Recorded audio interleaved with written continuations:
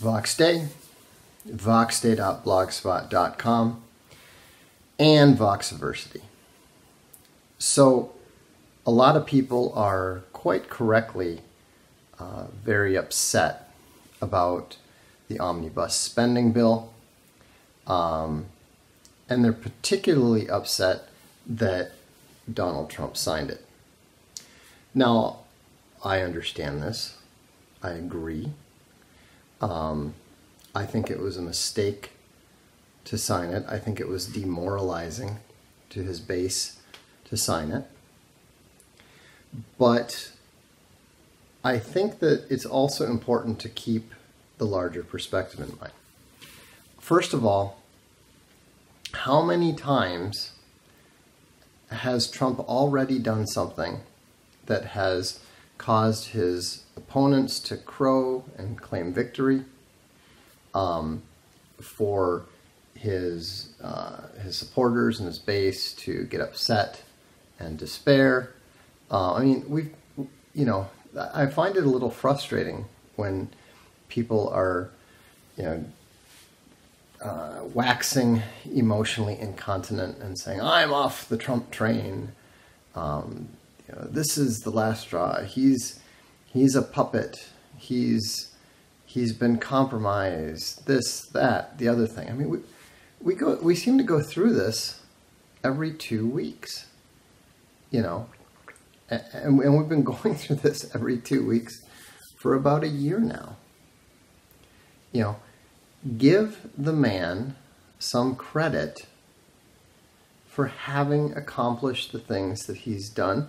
He has accomplished a lot of the things that he was not able, that nobody imagined he'd be able to accomplish. He's already been much better than most people believe. Now, here's the most important thing for me, is I don't believe that he had the ability to stop it. If you look at the fact that that Paul Ryan and Nancy Pelosi, and McConnell and Schumer were all pushing this thing. You have the heads. I mean, we don't have two parties anymore. We haven't for a long time. They actually used to be known as the Democrat Republicans, and we clearly have a Democrat Republican party. It's what, I think it was 14 years ago, I was writing columns referring to the bifactional ruling party. And so the point is that don't waste your time fighting unwinnable battles. There are battles you can't win. In a case like this, they do the math. That's what the party whips are for. You can't, and here's the thing, you can't look at the vote and believe those are the real numbers, okay? Because there's plenty of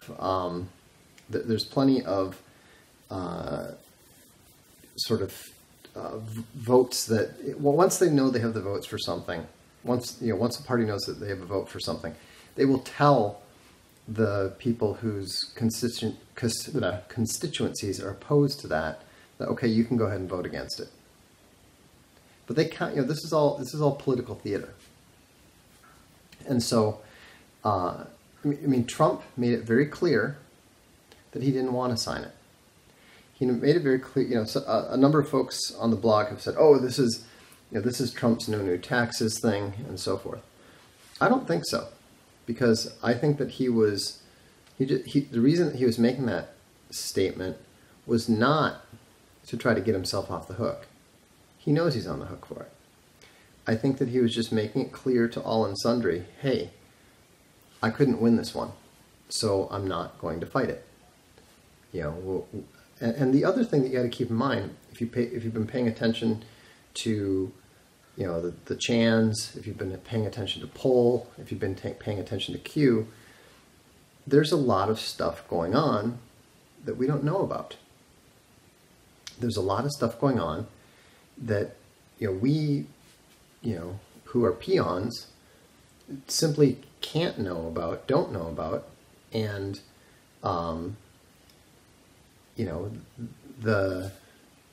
he's busy with that. That is the focus. All right? That's the priority. So don't waste time, don't waste energy fighting something that you can't win anyhow. Think about it. What would we care about the Omnibus spending bill if Hillary Clinton and Schumer and numerous others were all arrested for their crimes against the country? What would we care about this Omnibus spending bill if the deep state were routed? We wouldn't care at all. Americans would be celebrating. Now, I'm not saying that's going to happen. I don't know what's going to happen. I'm not involved. Well, what he would have lost by fighting this is that it's a distraction. I mean, you can only do so many things. I can tell you that myself. With people say, "Well, how come you haven't finished this comic?" or "How come this book hasn't come out?" Because there's an opportunity cost to everything that you do.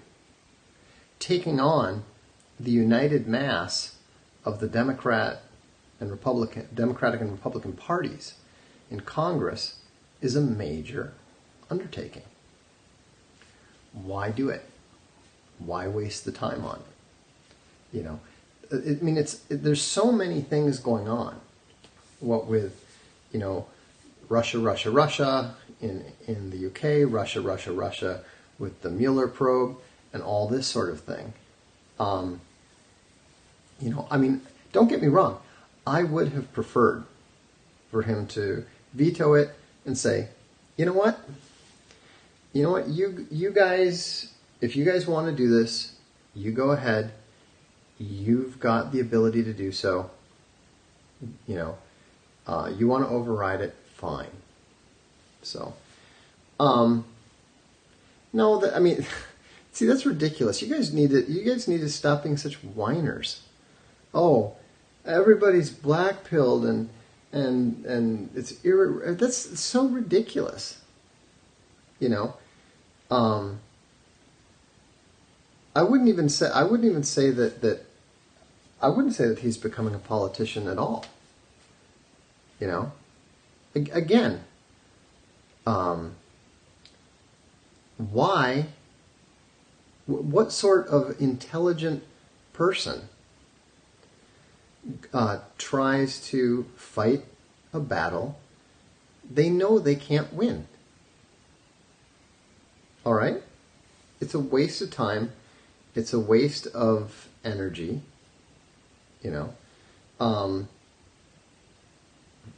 I think it's indicative of a focus on non-political games. I think it's a focus on things that are more important than yet another spending bill. It's Congress's job to spend the money. They're spending the money. And no, we didn't whine 24/7 under Obama. You can read my columns. You can read my blog. I spent basically the last 8 years laughing at Obama. Obama was the most amusingly inept and incompetent president since probably since Johnson. But, maybe Ford, I suppose you might have to consider. At least Obama didn't sign away the Panama Canal. But, anyhow, so the point is, we're not talking about Obama. And no, I'm not kidding. I responded to you. I gave you your chance. Now go away. So the thing that's important to keep in mind is that this is a defeat. I'm not saying it's a win. I'm not saying it's a positive thing. It is clearly a defeat. But nobody wins every game. Nobody wins every contest. Nobody wins every battle. All right? And so, don't be... yes, George Bush was considerably more competent than Obama. Look at their military records. Look at how, what they managed to do. Oh, of course I support Trump. Don't tell me what to do. Anyhow, so the thing that's important to keep in mind is that we've been through this before. Even if it's a debate, and even if it's a mistake, and I personally think it was probably both. That doesn't mean that you should be running around wearing a sign saying the end is near. Blocking people that disagree with you shows your lack of integrity and understanding. No, it shows my lack of interest in you babbling at me. So anyhow, what I am encouraging you to do, if you are frustrated about this, if you are upset about this, is just do what you always do with Trump. Leave it at least 3 days before you seriously think about your reaction. All right? We've been through this so many times. It's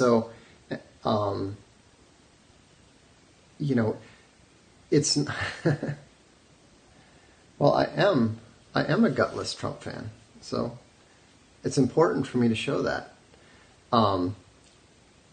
And please, refer to him as the God Emperor. Show some respect. Anyhow, there's a lot going on that we don't know about. There are things going on that we only see the merest glimpses of them. But if you think that it's an accident, that there's all this stuff going on in the UK, that there's all this stuff happening with Facebook, that Saudi princes are showing up dead everywhere. All of this stuff is connected, and it's not black and white. It's not a situation where the Democrats are bad and the Republicans are good. There are multiple factions. There's lots of moving pieces. And so don't get caught up in a binary mindset where you say, if this is good and this is bad, and if something bad happens, then it's all over. Well, it's not.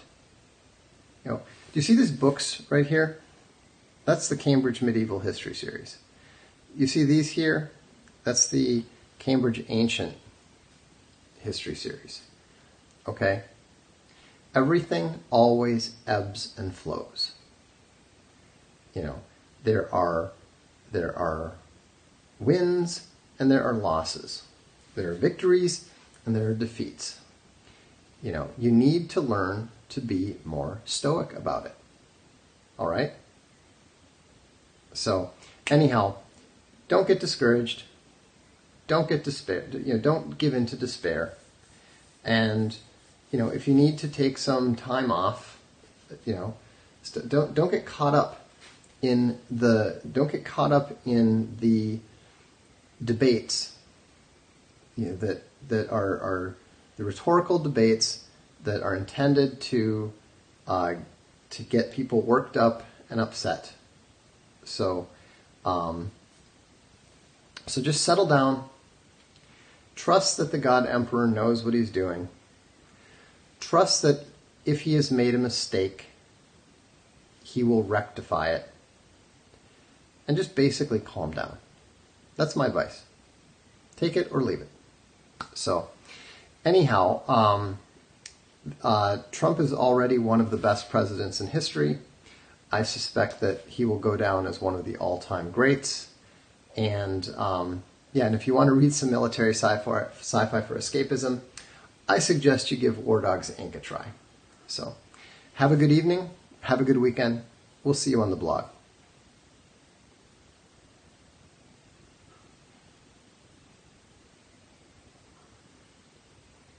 And I'll see if I can turn this off.